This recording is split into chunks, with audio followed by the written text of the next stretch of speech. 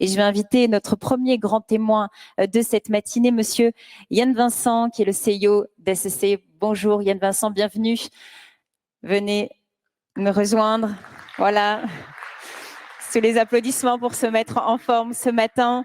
Et vous allez nous présenter ce projet qui représente un grand défi finalement, faire que l'Europe ne soit plus dépendante, on en a beaucoup parlé hier, de l'Asie pour la fabrication de batteries. C'est à vous, je vous laisse la parole.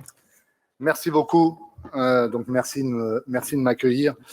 D'abord, je vais vous dire quelques mots sur ACC avant de revenir sur le sujet de la compétitivité de l'Europe dans la fabrication des batteries.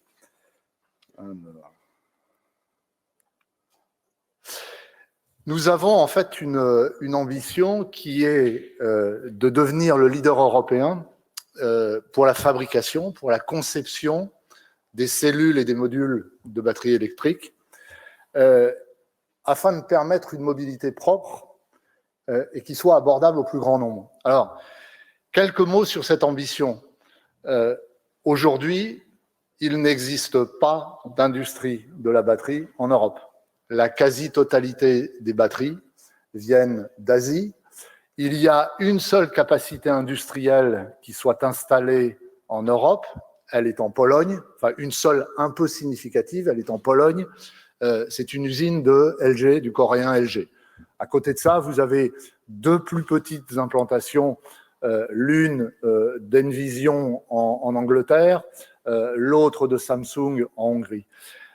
En dehors de ça, toutes les batteries viennent d'Asie, avec notamment des constructeurs chinois qui sont très avancés, et qui sont très avancés pour une raison qui est extrêmement simple, c'est que la Chine a décidé dans les années 2000 de basculer vers la mobilité électrique, constatant qu'ils avaient un retard significatif sur le moteur thermique, et donc plutôt que de tenter de rattraper ce retard sur le moteur thermique, ils ont décidé de passer directement à l'étape du véhicule électrique, et ce faisant, ils ont contribué à développer un certain nombre de constructeurs qui aujourd'hui d'ores et déjà mettent sur le marché des véhicules électriques, mais surtout tout un écosystème, et en particulier des producteurs de batteries. Le plus gros producteur de batteries aujourd'hui est un Chinois, c'est CATL. Le deuxième point sur lequel je voudrais... Et donc clairement, le projet ACC, il s'inscrit dans cette volonté de ne pas rester dans les mains des fournisseurs asiatiques pour un composant qui est critique pour la mobilité des citoyens européens. Le deuxième point de cette ambition sur lequel je voudrais insister, c'est la dimension abordable. Le problème du véhicule électrique aujourd'hui, il est extrêmement simple. C'est qu'il coûte significativement plus cher que le véhicule thermique. Alors quand vous êtes dans une relation B2B, ça peut s'arranger parce que le coût de maintenance est beaucoup plus faible, le coût d'utilisation est beaucoup plus faible, et donc vous pouvez avoir des loyers qui soient significativement plus faibles. En revanche, en B2C, ce que les consommateurs moyens demandent, c'est un prix d'achat qui soit le plus faible possible, qui soit en fait au niveau du thermique. On en est très loin aujourd'hui. On en est très loin. Et il est évident que l'un des obstacles à la croissance du véhicule électrique, c'est évidemment son prix. Et donc, tous les constructeurs ont évidemment compris cette contrainte qu'il y a à baisser le prix. La batterie représentant 40% du coût du véhicule électrique, inutile de dire que pour faire baisser le coût complet de la voiture, il est nécessaire notamment de s'attaquer au coût de la batterie. Et c'est la raison pour laquelle nous voulons que cette compétitivité économique soit au cœur des préoccupations d'ACC. Alors, deux actionnaires, trois facialement, Saft Total qui nous apporte sa maîtrise du produit, sa connaissance du produit, du process, donc à hauteur de 50%, et puis le groupe Stellantis désormais, alors PSA 25%, Opel 25%, mais vous savez qu'Opel est détenu à 100% par PSA, qui apporte son expertise en termes de mass manufacturing. Donc 50% Saft au total, 50% pour Stellantis.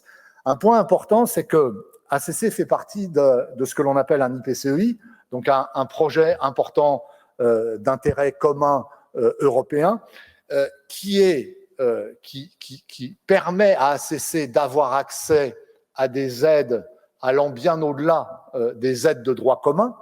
Donc nous allons globalement être aidés à hauteur de 1,3 milliard. Et ceci est finalement la traduction de la compréhension par l'Europe qu'il y a une absolue nécessité à acquérir une autonomie dans la fabrication de ces batteries.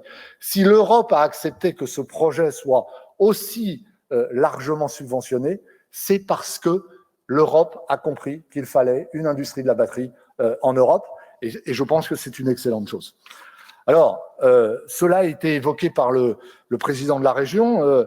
Nous sommes aidés significativement, donc 121 millions d'euros par la région, par les collectivités territoriales des Hauts-de-France, dans lesquelles nous allons nous installer. Nous sommes aidés aussi significativement par la région Nouvelle-Aquitaine, dans laquelle nous installons notre centre de recherche et développement. Très récemment, l'État allemand a accepté de nous subventionner à hauteur de 437 millions d'euros. Nous sommes aidés aussi à hauteur de 690 millions d'euros par l'État français. Notre feuille de route, 3 piliers fondamentaux. Le premier, nous avons construit un centre de recherche et de développement à Bordeaux, dans la banlieue bordelaise, qui sera inauguré la semaine prochaine, dans lequel nous sommes en capacité de prototyper n'importe quel type de cellules de batterie automobile, dans lesquelles nous sommes capables de les tester et donc de répondre à quelques demandes de clients que ce soit. Donc ça, c'est parti. Il est opérationnel aujourd'hui. Deuxième chose, nous construisons une usine pilote à Nersac, à côté d'Angoulême, qui sera opérationnelle à la fin de cette année. Investissement significatif, 130 millions, un petit peu plus, usine dans laquelle nous aurons exactement les mêmes process que ceux que l'on aura ultérieurement dans ce que l'on appelle les gigafactories, et qui va nous permettre de valider ces process de fabrication. Et puis, troisième pilier, c'est évidemment le pilier industriel. Donc, nous allons engager la construction de la première gigafactory à Douvrin début de l'année prochaine. Nous avons terminé le processus de consultation publique, nous sommes dans l'enquête publique désormais. On débute la construction début de l'année prochaine pour un démarrage fin de l'année 2023. Et puis ensuite, quasiment tous les ans, on ajoutera une capacité additionnelle. Il faut que vous ayez en tête que ce sont des investissements qui sont considérables, puisque une tranche capacitaire va nous coûter autour de 650 millions d'euros. Donc, chaque année, on va dépenser 650 millions d'euros, voire plus si on en construit, si on augmente plus vite la capacité, pour, au final, et c'était la feuille de route initiale d'ACC qui avait été définie il y a un an, arriver à 48 gigawattheures installés en 2030, moitié à Douvrin, moitié à Kaiserslautern. Je précise que c'était les chiffres d'il y a un an. Ce sont des choses que l'on révise en permanence et que l'on révise notamment à l'aune de ce que l'on observe, qui est une accélération très forte vers l'électrique. Les constructeurs ont compris que le moteur thermique était mort, et donc les constructeurs se tournent désormais massivement vers l'électrique, ce qui alimente la demande et donc qui nous conduit à revisiter cette courbe de croissance capacitaire. Voilà. Alors, si je viens sur les enjeux, peut-être ont-ils déjà été éclairés, mais ce que l'on voit d'ores et déjà, c'est une très forte croissance de la part du véhicule électrique dans le marché global. C'est vrai sur tous les grands continents, donc Amérique du Nord, Europe, Chine.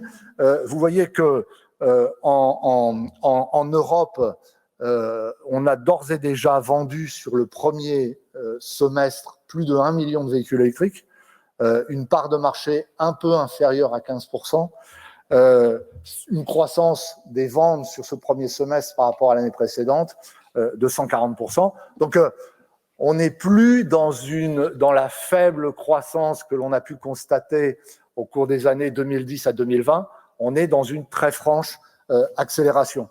Et cette franche accélération, elle résulte de quelque chose qui est extrêmement simple. Elle résulte de la réglementation sur le CO2.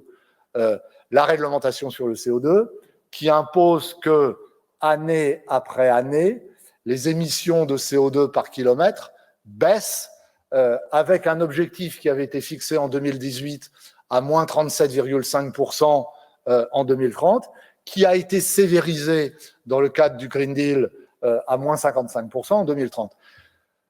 Là, derrière, il y a uniquement de la mécanique, quoi. Uniquement de la mécanique.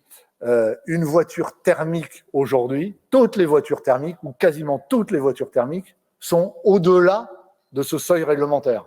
Et donc, le seul moyen d'arriver à respecter la réglementation, c'est d'avoir des voitures qui soient en dessous.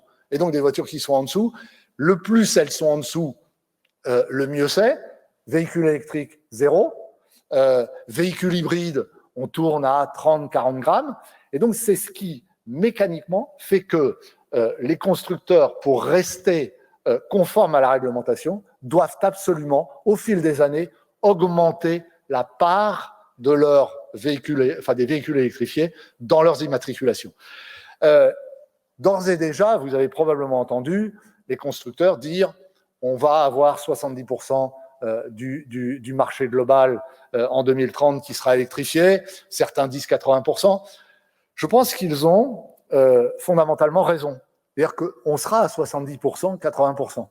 Le véritable sujet, il est de savoir 80% ou 70% de quoi. C'est-à-dire, est-ce que le marché va rester ce qu'il est aujourd'hui? Dit autrement, est-ce que les clients de véhicules thermiques vont se tourner sans problème vers du véhicule électrifié? Et de mon point de vue, il y a deux sujets qui peuvent représenter des freins.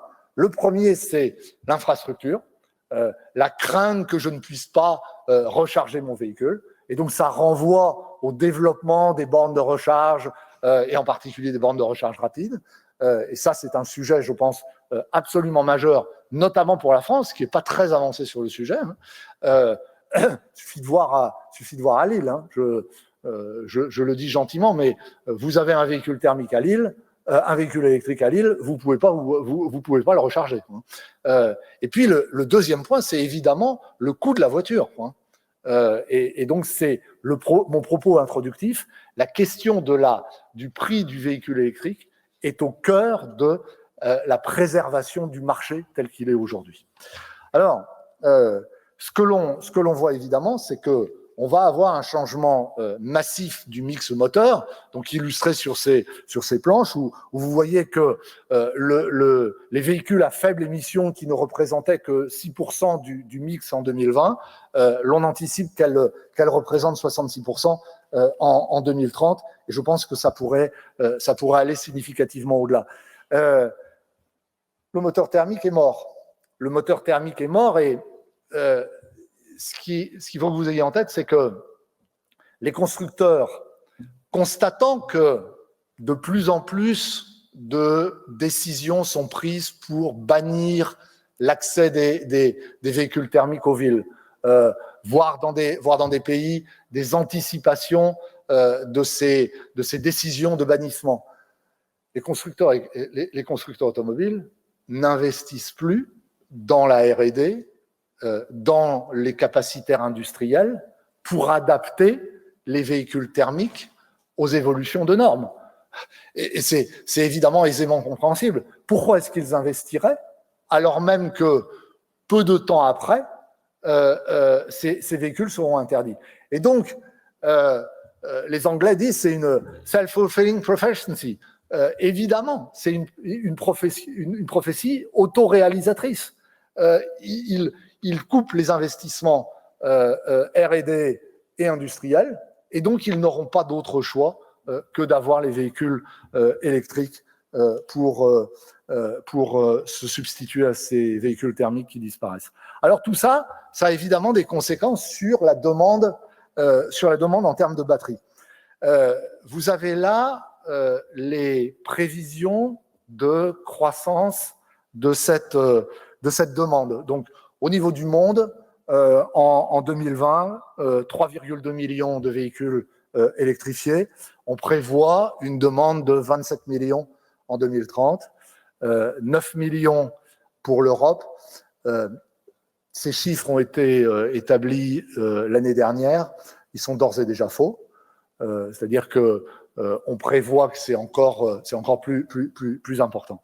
Ce qui est intéressant, c'est à souligner, c'est en 2020, on a une capacité installée au niveau du monde de 140 gigawattheures.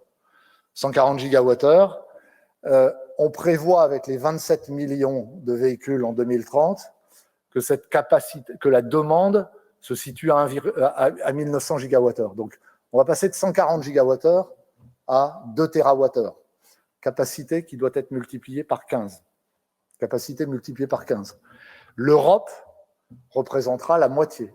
On a une demande capacitaire en Europe qui va se situer autour de 1 terawatt, alors que j'ai dit en introduction qu'aujourd'hui, il n'existe quasiment rien en Europe.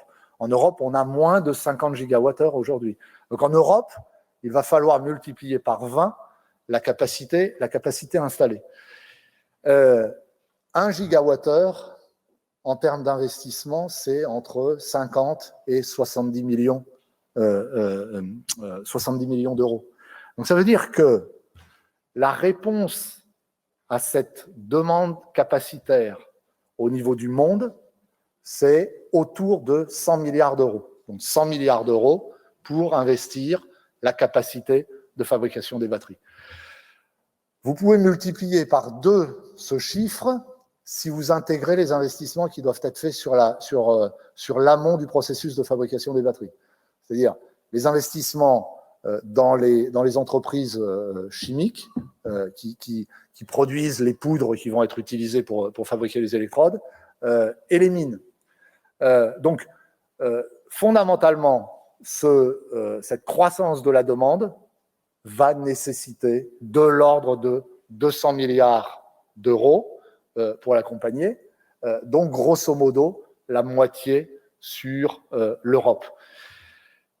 On est donc d'ores et déjà sur le premier enjeu de compétitivité qui est arriver à financer. Donc, à la question est-ce que l'Europe peut être compétitive dans la fabrication des batteries, je dirais que le premier point de réponse, c'est il nous faut générer les financements, il nous faut attirer les financements. Et puis le deuxième point, c'est que, eu égard à ces montants d'investissement considérables, la capacité à être frugal dans ce que l'on dépense devient du premier ordre. Parce que, évidemment, l'on va chercher à être extrêmement efficient pour répondre à l'exigence de coûts compétitifs. Alors, le deuxième enjeu que j'ai un petit peu évoqué d'ores et déjà, c'est celui de la capacité industrielle et de sa localisation. Bon, vous avez sur le camembert à gauche la répartition des fabrications dans le monde. Bon, et vous voyez évidemment le fait qu'elles sont très majoritairement en Chine et que c'est clairement l'enjeu que nous avons dans les 10 ans à venir. Imaginons que demain, la Chine décide d'envahir Taïwan. Ça ne fait pas partie des choses qui sont improbables. Imaginons que les conséquences soient des crises diplomatiques entre l'Europe et la Chine, entre les États-Unis et la Chine. Je veux dire, on reste dans la situation de localisation telle qu'elle existe aujourd'hui. Il n'y a aucun problème pour l'État chinois à expliquer à ces entreprises qui livreraient des batteries, écoutez, à partir de maintenant, vous n'en livrez plus, vous impactez significativement la mobilité des citoyens européens. Et donc, l'enjeu de localisation, il se situe aussi à ce niveau. Le deuxième point, c'est que, et là, on parle de réindustrialisation. Je pense que ça, c'est un point absolument fondamental. C'est un point fondamental. Quand vous n'avez pas d'industrie dans un pays, vous n'avez pas d'ascenseur social. Or, un des sujets que l'on a aujourd'hui, c'est l'absence d'ascenseur social. Quand vous êtes dans une société de service, quand vous êtes femme de ménage, vous n'avez pas de perspective de croissance. Quand vous êtes opérateur dans une usine, vous avez l'espoir que demain, vous puissiez être chef d'équipe, puis contremaître, puis éventuellement directeur de l'usine. Et donc, le sujet de l'industrialisation et de la réindustrialisation, il est, je pense, absolument critique. On voit aussi sur cette planche que, heureusement, le coût des capacités baisse, mais je reviens en insistant sur le fait que c'est un enjeu majeur. Alors, quand on regarde ce que sont les projets des différents constructeurs, vous avez sur la partie droite ce que les 5 premiers fabricants de batteries ont d'ores et déjà annoncé en termes de construction de capacité. Ces 5 premiers, à l'exception du second là, qui est LG, sont chinois. Donc, non, et puis on a Samsung aussi. Et SK Innovation, excusez-moi, il y a uniquement le premier et le dernier qui sont chinois. Vous voyez que leur projection, c'est une capacité installée par eux en 2030, quand on fait la somme, de 2 terawatts.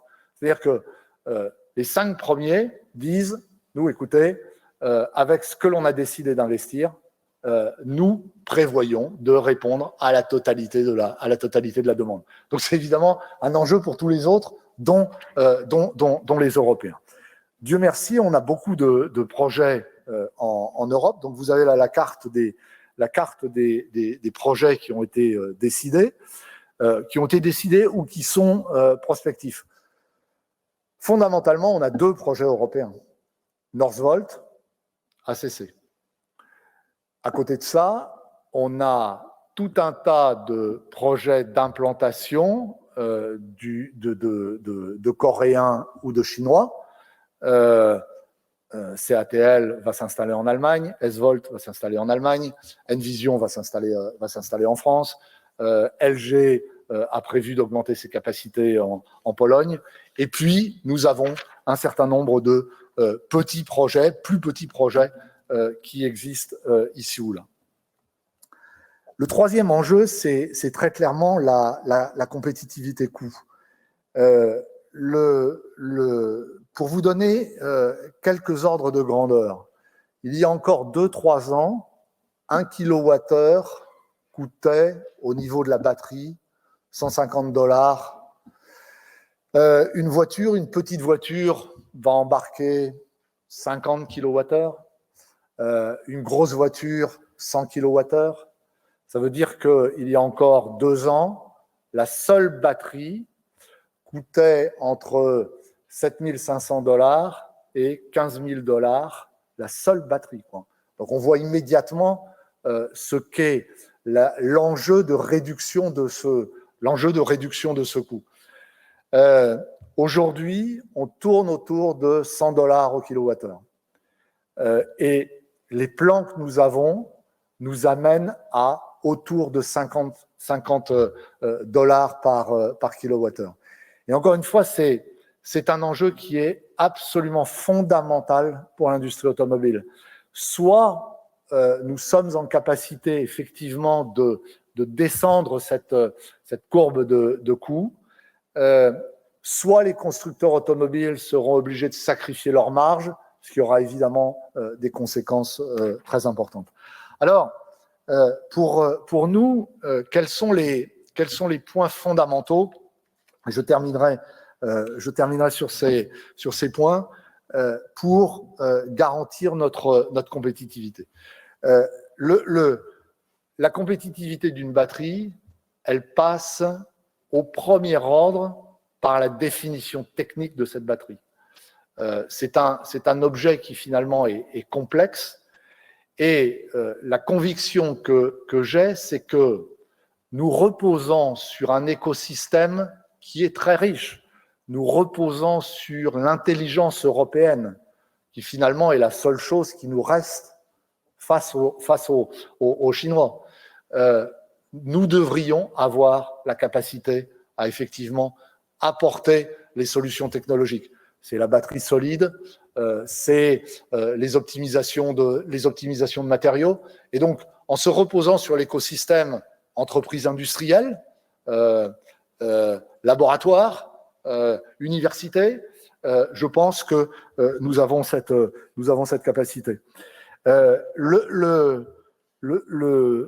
deuxième point qui est fondamental, c'est l'empreinte environnementale de la production de la batterie, qui, je pense, peut être un facteur différenciant très significatif par rapport à l'Asie. Beaucoup de personnes soulignent le paradoxe qu'il y aurait à avoir une production de batteries de la mine jusqu'à nos usines qui soit très émettrice de CO2 pour produire des batteries qui derrière ne vont émettre aucun CO2. Donc, je considère que nous avons une responsabilité à faire en sorte que ces émissions de CO2 de la mine jusqu'à chez nous soient le plus faibles possible. Et dans les leviers que l'on a activés, il y a évidemment la localisation des fournisseurs en Europe, l'utilisation d'énergie décarbonée. Et de ce point de vue-là, il est évident que la France a un atout qu'elle ne doit pas sacrifier. C'est ce que disait le président de région. Nous devons continuer à avoir une part significative d'énergie nucléaire qui est à 0 g de CO2 dans notre mix énergétique. C'est à la fois nécessaire pour nous-mêmes, fabricants de batteries, mais ce peut être nécessaire aussi pour les fournisseurs amont qui viendraient s'installer en Europe. Donc ça, c'est un point qui est fondamental. Bon, même si la Chine a un programme nucléaire qui est important, aujourd'hui, une part très significative de son énergie reste de l'énergie carbonée. Bon, et puis le troisième point, le troisième facteur de compétitivité, indiscutablement, c'est la capacité à croître à la vitesse du marché. Ça va très très vite et vous avez vu les enjeux financiers que j'ai soulignés précédemment. Voilà, donc pour terminer, juste pour vous dire que on a 1 an simplement, on est en phase de croissance accélérée, on était 5 personnes il y a 1 an, on est un petit peu plus de 300 aujourd'hui, on a une personne qui rentre tous les jours. On a mobilisé 2,8 milliards. On a aujourd'hui contracté d'ores et déjà 26 gigawatts-heure de production avec nos clients. Et puis, on a un très très beau centre de recherche et de développement à Bordeaux que l'on inaugure la semaine prochaine. Voilà, je vous remercie et je suis à votre disposition pour des questions. Grand merci Yann Vincent. Merci. On va prendre les questions. S'il y en a dans la salle ou en ligne, n'hésitez pas à réagir sur l'espace prévu à cet effet. Exprimez-vous sur la plateforme digitale. Il y a plusieurs questions. Voilà, on va vous passer un micro. Alors, monsieur. Bonjour. Merci, monsieur Vincent, pour la présentation. Vous soulignez à la fin l'enjeu environnemental qui pouvait être un des facteurs différenciants et par là la localisation et le sourcing des matières notamment. Donc, je voulais savoir là-dessus qu'est-ce qui était prévu en termes de sourcing. On peut même ajouter à ça de recyclabilité et d'économie circulaire qu'il pourrait y avoir. Dans les matières que l'on va acheter, ce qui est très important pour la performance, ce sont les matières de ce que l'on appelle les matériaux actifs de cathode. Ce sont des mélanges de poudre de aujourd'hui nickel, cobalt, manganèse avec des pourcentages et puis un certain nombre d'additifs. Aujourd'hui, à l'exception de 2 usines en Europe, toutes les usines chimiques sont en Asie. La bonne nouvelle, c'est que tous ces fournisseurs chimiques de matériaux chinois ont compris que le marché européen allait avoir une croissance très significative et qu'ils devaient impérativement venir s'installer en Europe. Donc quasiment tous ont des projets d'implantation en Europe, plus ou moins avancés. Je dois malheureusement vous dire que très peu imaginent venir s'installer en France. Les choix se portent essentiellement sur l'Allemagne. Et là, on a l'effet de l'image de marque industrielle de l'Allemagne. En Scandinavie, pour des raisons d'énergie décarbonée, ou alors dans les pays de l'Est, pour des raisons de compétitivité du coût du travail, même si le coût du travail dans ces productions industrielles ne représente qu'un faible pourcentage. Mais donc, tous ont une volonté de venir se localiser en Europe, et donc d'élargir le panorama concurrentiel qui aujourd'hui, en Europe, il y a Umicore qui a des usines, BASF qui commence à en installer, mais en dehors de ça, il n'y a rien. Le recyclage, évidemment, c'est une question absolument fondamentale. À la fois pour des raisons d'économie des ressources, pour des raisons qui sont que à terme, certaines des ressources de matières premières que j'ai signalées vont s'épuiser. Et donc, le recyclage devra devenir finalement la nouvelle mine. C'est quand même pas pour tout de suite, quoi, hein, parce qu'on cherche à faire en sorte que la batterie dure le plus longtemps possible. L'on peut imaginer qu'en fin de vie automobile, elle puisse être utilisée pour d'autres usages, comme par exemple du stockage d'énergie, moyennant quoi on se dit qu'une batterie, avant de devoir être recyclée, elle va attendre 15 ans, quoi. Mais il est certain qu'autour de 2035-2040, il devra y avoir une activité de recyclage très importante. Bon, et on y travaille d'ores et déjà. Oui. Une autre question. Ici, monsieur, levez la main pour qu'on puisse vous donner le micro. Voilà, s'il vous plaît. Alain, Société Moverson. Je suis complètement naïf. C'est quoi l'impact environnemental d'une gigafactory? Alors, on consomme beaucoup d'électricité. On va, de mémoire, à Douvrin, on va avoir une puissance installée qui correspond à la puissance installée sur la ville de Lens, de GG. C'est le principal impact environnemental. On a relativement peu de transport routier amont à l'usine. Rien à voir avec, c'est grosso modo 1/10 de ce que l'on va trouver dans une usine automobile. On n'a quasiment pas de rejet. On travaille beaucoup sur les procédés pour éviter les derniers solvants que l'on a à mettre. Donc, c'est essentiellement la consommation énergétique. On en parlait hier, c'est l'enjeu d'une électricité propre. Du coup, on en parlait avec EDF hier. Effectivement. Tommaso ? Oui, j'avais deux questions. L'une sur les scénarios européens. Vous avez dit qu'il y a en gros 2 projets européens, que les restes essentiellement des projets asiatiques et qu'il y a des petits projets dont vous avez laissé entendre qu'ils ont peut-être peu de chances de monter en puissance.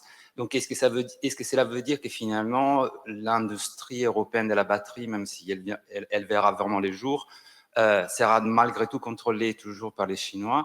Et la deuxième question, c'est est-ce que cette batterie, même si elle est contrôlée par des industriels européens, comme elle va représenter une partie conséquente de la valeur ajoutée du véhicule, à combien vous pouvez estimer la manque à gagner par les équipementiers? C'est-à-dire, quel est l'impact de cette batterie sur les futurs de la filière sous-traitante? Comment vous voyez cet avenir?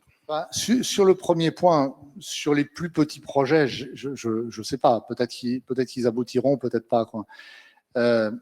Ce qu'il faut bien comprendre, c'est que le niveau technologique sur la fabrication des batteries est très, très, très élevé, quoi.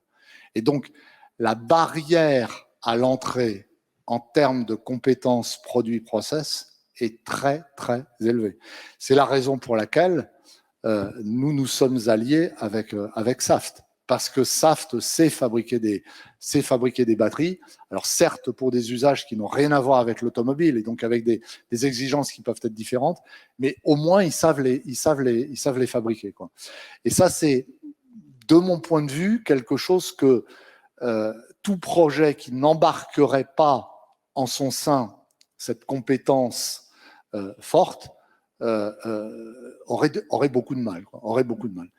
Et puis, le deuxième point, c'est que c'est très, très consommateur de capital, quoi. Je veux dire, encore une fois, quoi, on va dépenser 650 millions d'euros tous les ans, quoi, voire un peu plus.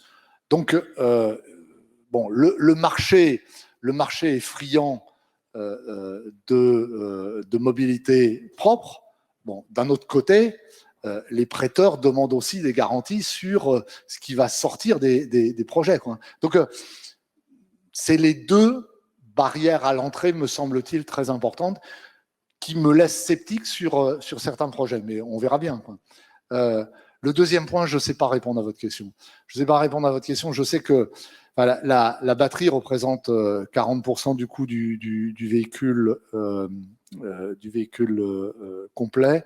Bon, la PFA a fait beaucoup d'études sur cet impact du basculement du thermique à l'électrique. J'avoue que j'ai pas les éléments de réponse.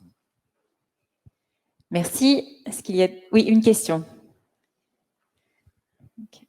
On va reprendre le micro.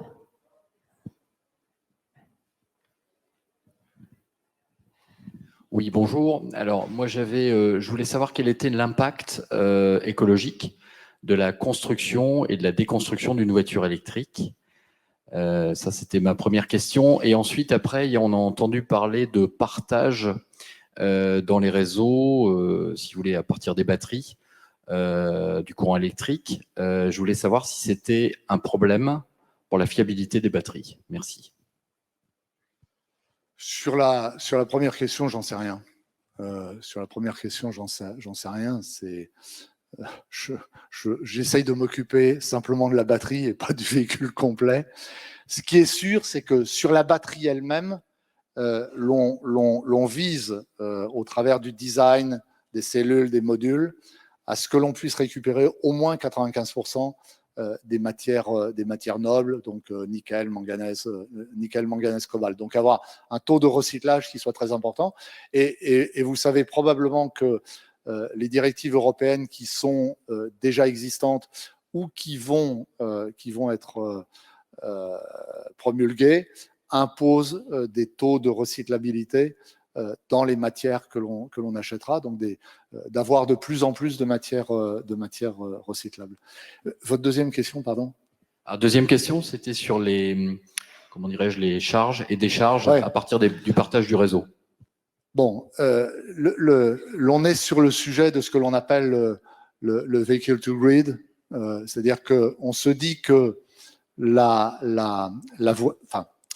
des problèmes qu'il y a avec l'énergie renouvelable, avec les énergies renouvelables, les énergies alternatives, c'est que précisément, il n'y a pas du vent tout le temps, il n'y a pas du soleil tout le temps, et que donc il y a une nécessité de stocker cette énergie si l'on veut pouvoir avoir des rendements qui soient élevés. Dans ce stockage d'énergie, le véhicule peut effectivement apparaître comme un élément contributif. Assurément pas le seul, mais un élément contributif.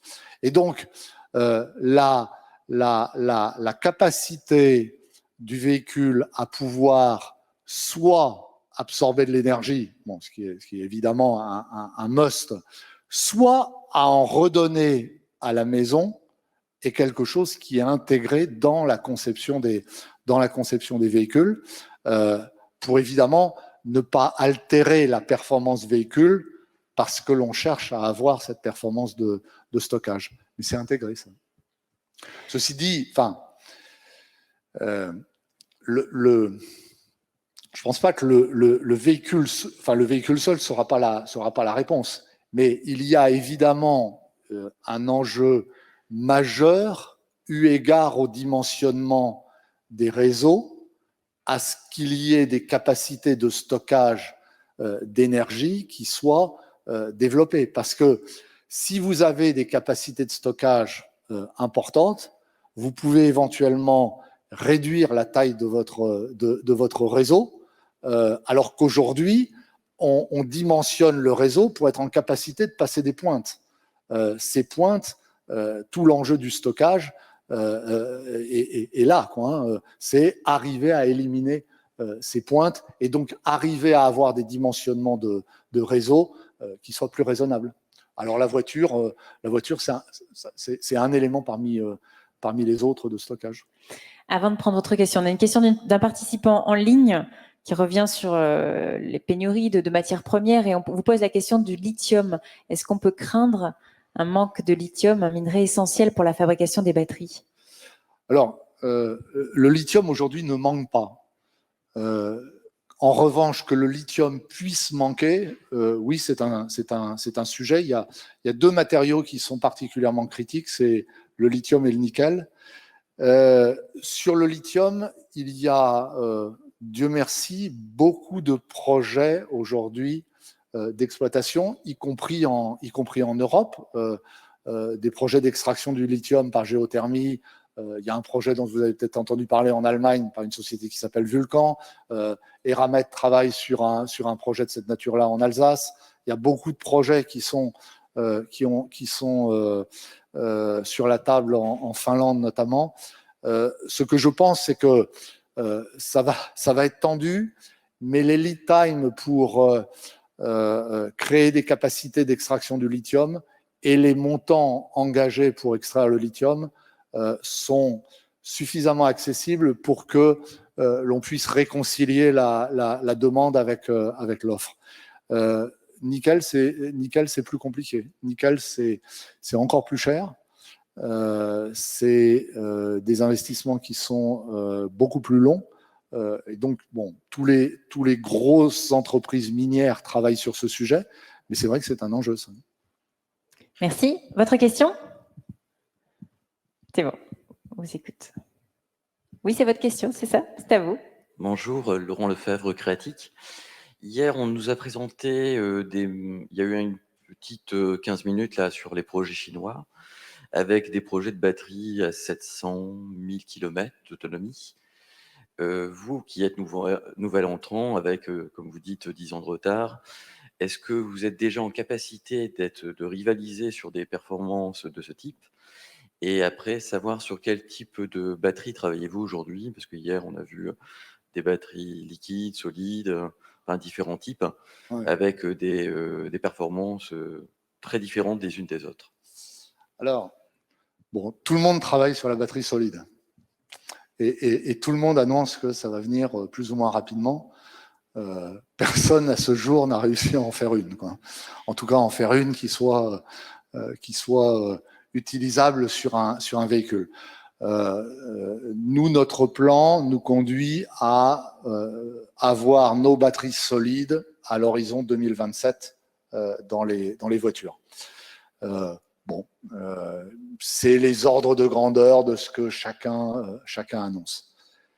Le deuxième sujet, c'est l'autonomie. Alors, l'autonomie renvoie à finalement deux choses. La capacité unitaire de chacun des éléments que vous mettez pour fabriquer la batterie, donc de chaque cellule, donc la densité énergétique que vous êtes en capacité de mettre dans un volume donné.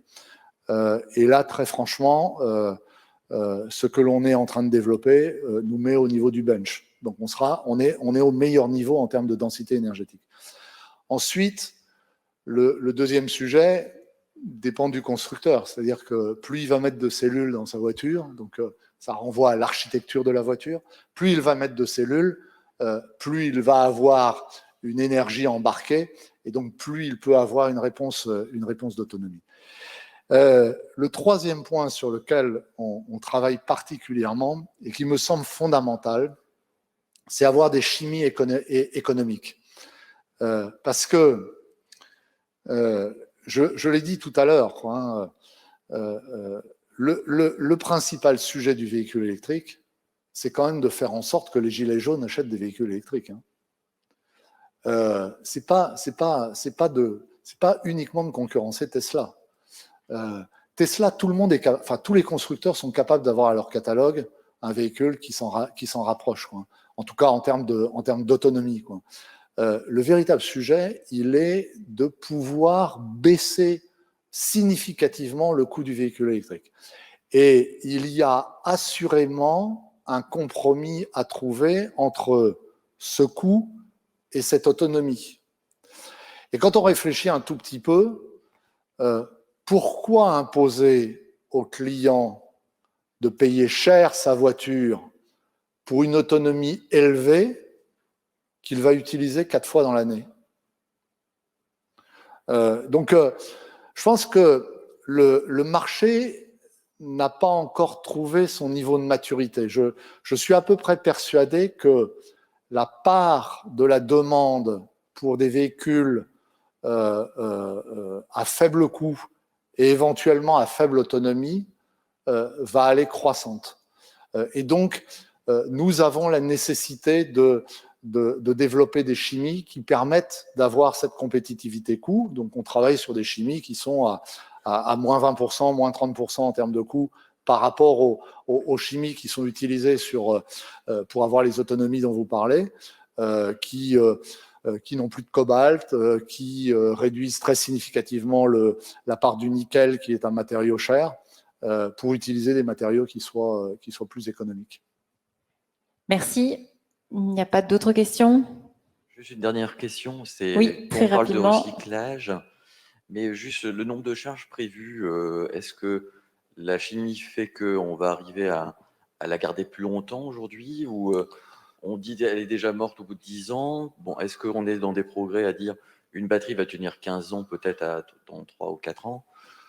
Aujourd'hui, on vise de pouvoir avoir au moins 2000 à 2500 cycles de charge-décharge.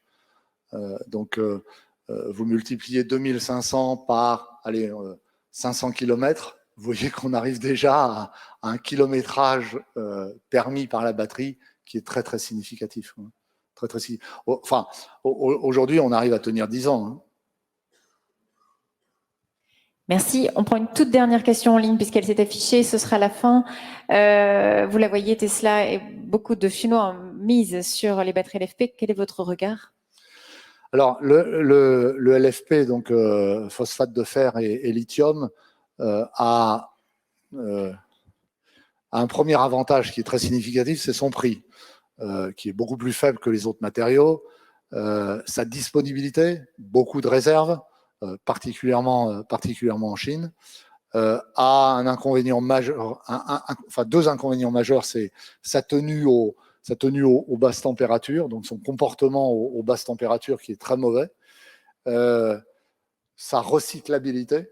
Aujourd'hui, franchement, recycler une batterie LFP, non, c'est pas un problème technique, mais c'est un problème de business model qui vole absolument pas. Et donc, ça pourrait être corrigé par de la taxation, mais pour l'instant, ça ne vole pas. Ça fait partie des solutions que l'on regarde. Nous pensons qu'il est possible d'arriver à des performances équivalentes sans phosphate de fer, mais avec des taux de manganèse qui soient plus importants. Merci beaucoup, Yann Vincent. Merci d'avoir répondu aux questions du FIL 2021. Merci d'avoir été l'un de ces grands témoins.